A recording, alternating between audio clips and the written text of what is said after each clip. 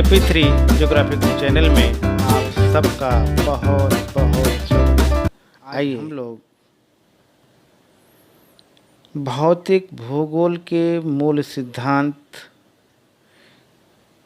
के इस पुस्तक के दूसरे अध्याय का हम लोग अध्ययन करते हैं। आज हम लोग पृथ्वी की उत्पत्ति एवं विकास के इस अध्याय के महत्वपूर्ण प्रश्नों का अध्ययन करेंगे।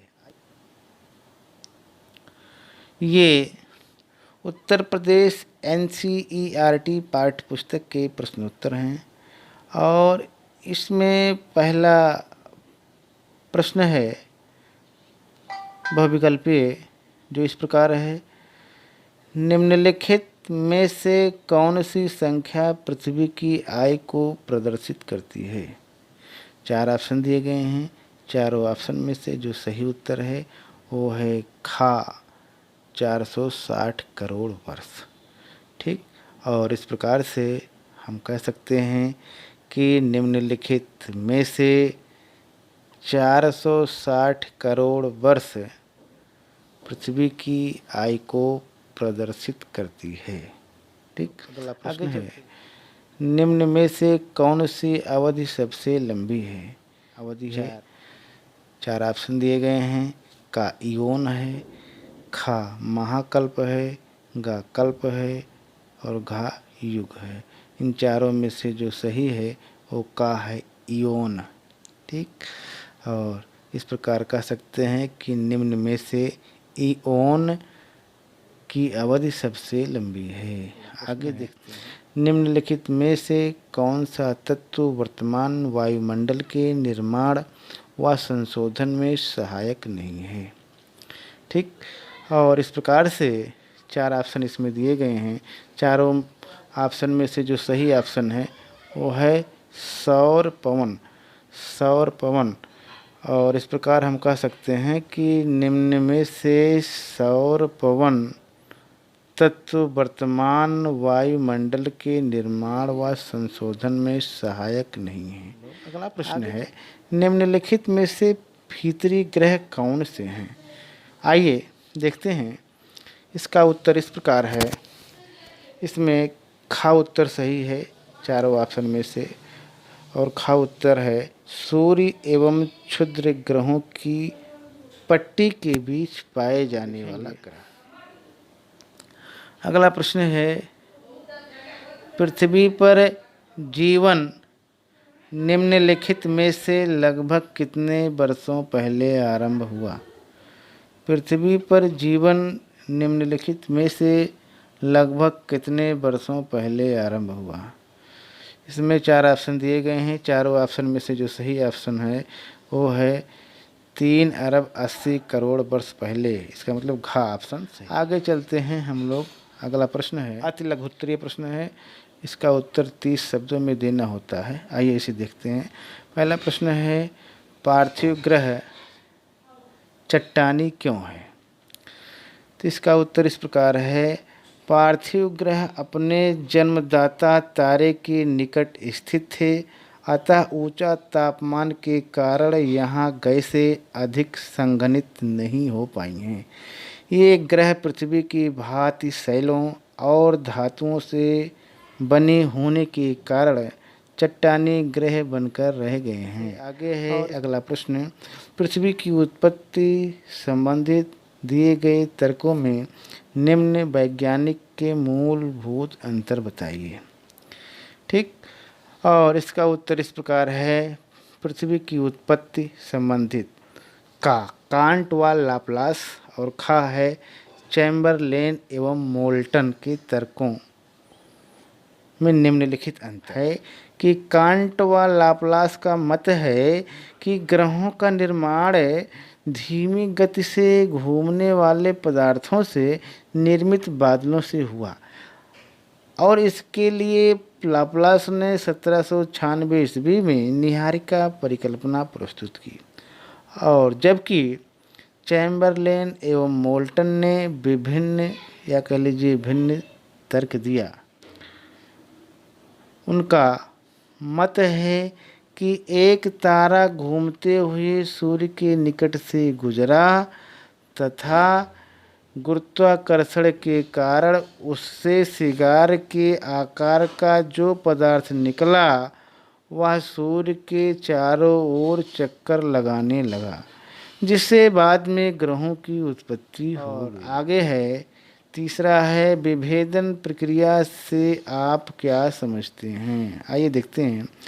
विभेदन प्रक्रिया अत्यधिक तापमान के कारण पृथ्वी आंशिक रूप से द्रव अवस्था में पहुंच गई है और जिससे हल्के और भारी घनत्व के मिश्रण वाले पदार्थ पृथक होने लगे हैं और इस प्रकार से हल्के पदार्थ सतह पर जबकि भारी पदार्थ पृथ्वी के केंद्र में पहुंच गए हैं।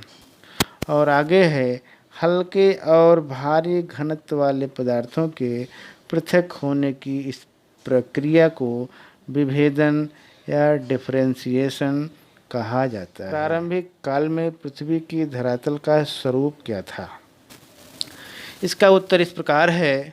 प्रारंभिक काल में पृथ्वी चट्टानी, गर्म और वीरान ग्रह थी, जिसका वायुमंडल विरल था, जो हाइड्रोजन व हीलियम गैसों से और उस समय पृथ्वी पर ताप इतना अधिक था कि निर्माण के 80 करोड़ वर्ष बाद भी वह पिघल गई। अतः प्रारंभिक काल में पृथ्वी आज की पृथ्वी से एकदम भिन्न थी। और इस प्रकार से आगे अगला प्रश्न है, पृथ्वी के वायुमंडल को निर्मित करने वाली प्रारंभिक गैसें कौन सी थी? आइए इसका उत्तर इस प्रकार है। पृथ्वी के वायुमंडल को निर्मित करने वाली प्रारंभिक गैसें हाइड्रोजन और हीलियम थीं। ये गैसें इतनी गर्म थी कि इन्होंने पृथ्वी को तरल बना दिया था। इस समय पृथ्वी चट्टानी, गर्म और वीरान थी। आगे हम लोग लघु उत्तरीय प्रश्नों का अध्ययन करेंगे। आइए देखते हैं, जिसमें पहला प्रश्न है बिग बैंग सिद्धांत का विस्तार से वर्णन करें। आइए देखते हैं। बिग बैंग सिद्धांत आधुनिक युग में विद्वानों ने गहन एवं ठोस अनुसंधान करके ब्रह्मांड की उत्पत्ति के जिस नए सिद्धांत का अनुशीलन किया उसे बिग बैंग सिद्धांत या कह लीजिए बिग बैंग थ्योरी कहा जाता है। और इस प्रकार से यह एक सर्वमान्य सिद्धांत है जिसे विस्तारित ब्रह्मांड परिकल्पना एक्सपेंडिंग यूनिवर्स हाइपोथेसिस नाम दिया गया। और आगे है कि 1920 ईस्वी में एडविन हब्बल महोदय ने प्रमाण प्रस्तुत कर बताया कि ब्रह्मांड का विस्तार हो रहा है और समय गुजरने के साथ साथ आकाश गंगाएं एक दूसरे से दूर हट रही हैं। उसने एक गुब्बारे के उदाहरण द्वारा स्पष्ट किया कि एक गुब्बारा या कह लीजिए एक विशाल गुब्बारा लेकर उस पर कई स्थानों पर आकाश गंगा का चिन्ह लगा दें और जैसे गुब्बारा फुलाने पर चिन्हित क्षेत्रों की दूरी बढ़ रही है, ठीक वैसे ही आकाश गंगाएं भी अलग हो रही हैं। विद्वानों ने इस गुब्बारे के उदाहरण को आंशिक रूप से ही सही माना है।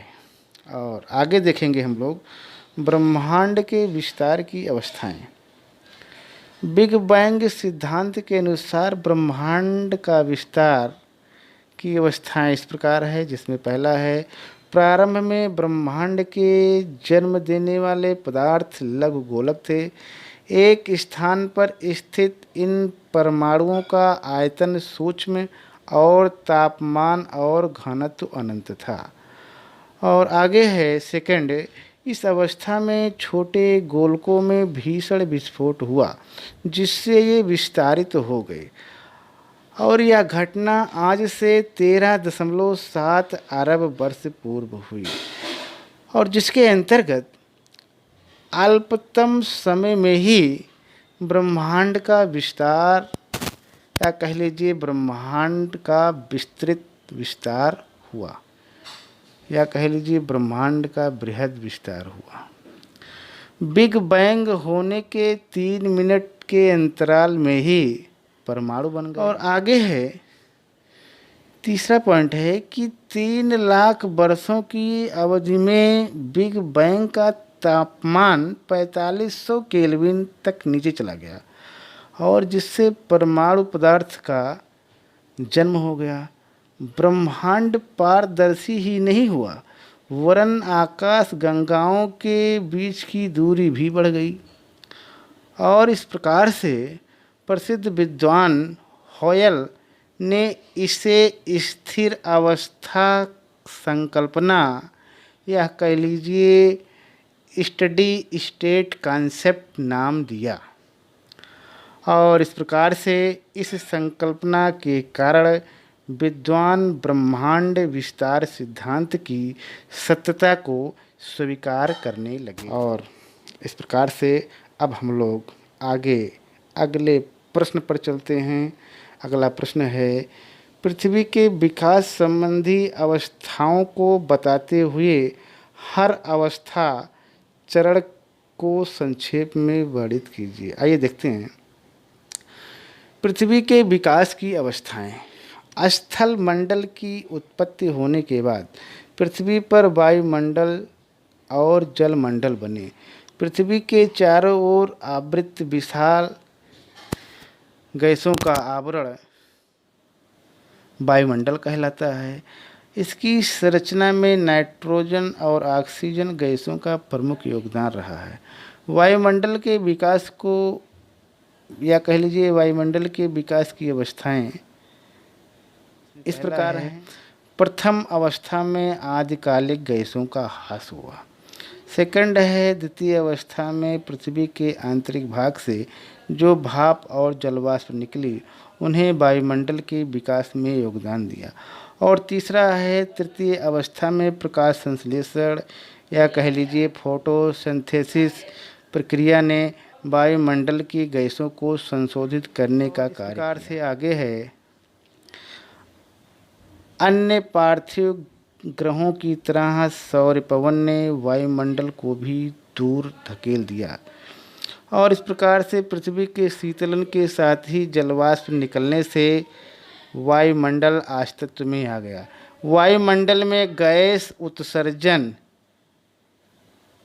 की प्रक्रिया ने पृथ्वी के आंतरिक भाग की गैसों को ऊपर भेज दिया, और इस प्रकार से अब जलवाष्प का संघनन प्रारंभ हो गया। और आगे है, कार्बन डाइऑक्साइड वर्षा जल में घुलकर तापमान को गिराने में सफल हो गई।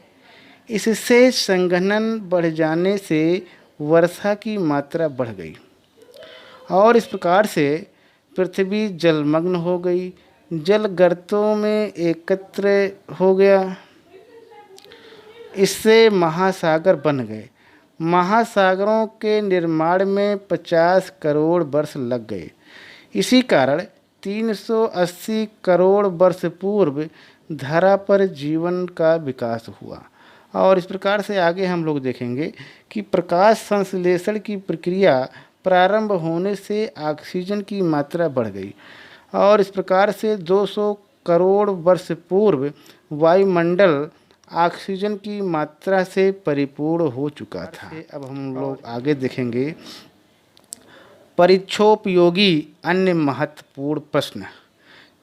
और हमारे सामने बहुविकल्पीय प्रश्न हैं, और इसमें से जो पहला प्रश्न है वो इस प्रकार है, प्रकाश वर्ष निम्न में से किसकी माप है। 4 ऑप्शन दिए गए हैं, और चारों ऑप्शन में से जो सही उत्तर है वो इस प्रकार है। इसमें खा उत्तर है, पहले का खा उत्तर है, और इस प्रकार से इसका उत्तर है दूरी। और कह सकते हैं प्रकाश वर्ष निम्न में से दूरी माप है। आगे है, प्रारंभ में पृथ्वी और चंद्रमा तेजी से घूमते एक ही पिंड थे। यह सुझाव किसने दिया। दूसरा प्रश्न है और दूसरे प्रश्न का उत्तर है का। और इस प्रकार से हम लोग कह सकते हैं सर जॉर्ज डार्विन ने दिया। प्रारंभ में पृथ्वी और चंद्रमा तेजी से घूमते एक ही पिंड थे, यह सुझाव डार्विन महोदय ने दिया। दूसरे का है। ठीक, अगले प्रश्न पर अगला प्रश्न है पार्थिव ग्रह कौन कौन से हैं। तीसरा प्रश्न है और तीसरे प्रश्न का उत्तर है का।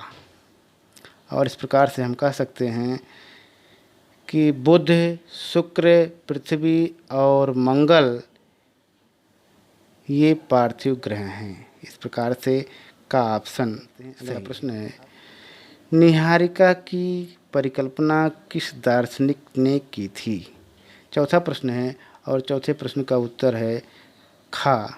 और इस प्रकार हम कह सकते हैं कि इमैनुअल कांट महोदय थे जिन्होंने निहारिका की परिकल्पना की। अगला प्रश्न है निम्न में से भीतरी ग्रह कौन सा नहीं है।